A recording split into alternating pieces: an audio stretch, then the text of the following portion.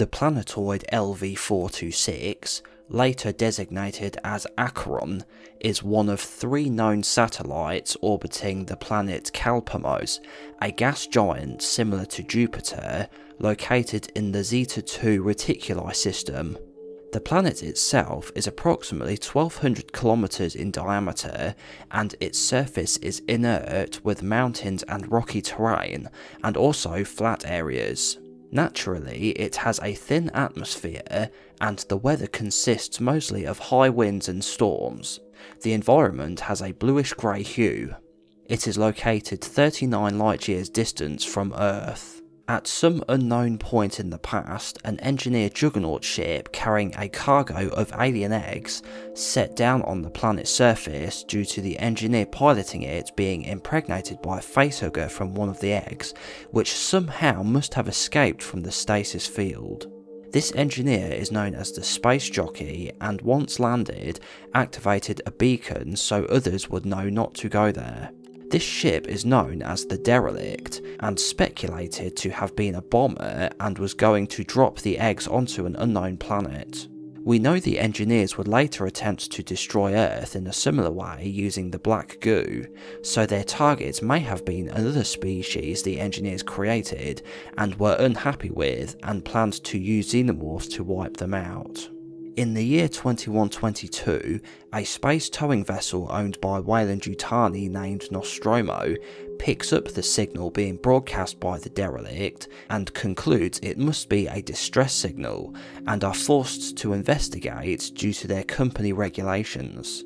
Upon landing, their craft is damaged, taking hours to repair.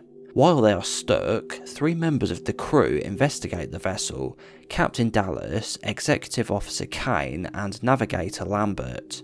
They cross the surface of the planet and discover the Derelict, the space jockey, and the xenomorph eggs. Kane is impregnated by a facehugger, and they return to the Nostromo, taking off and leaving shortly after, not knowing what horror they were bringing on board. From information sent from the Nostromo's computer mother, Weyland-Yutani received confirmation that the Nostromo's crew had in fact picked up a xenomorph lifeform, and sent a team of scientists to its last known location, where they discover the alien in a protective shell floating in space.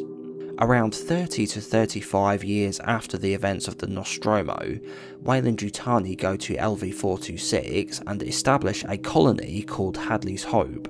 It houses 158. An atmospheric processor is erected, making the atmosphere breathable. The colony is built on the guise of mining and exploring the surface, but the reality is that the company wants to find the xenomorphs for their bioweapons division. The Jordan family are sent out to the location where the derelict rests, and the father, Russ Jordan, is attacked by a facehugger while inside.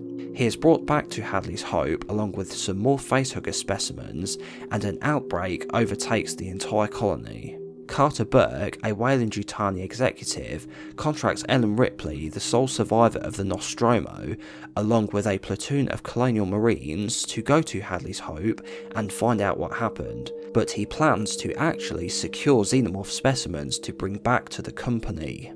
During the crash of their dropship, the atmosphere processor is damaged and will melt down shortly. They discover a hive with a queen xenomorph, a previously unknown type, and only Ripley, Hicks, Newt and Bishop escape before the explosion, which destroys the entire colony.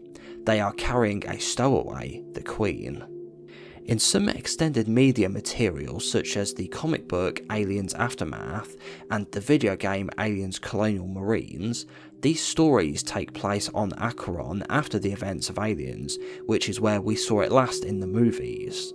In Aliens Aftermath, set 35 years after the events of Aliens, a group of investigative journalists track the location of LV-426 to find the site of Hadley's Hope.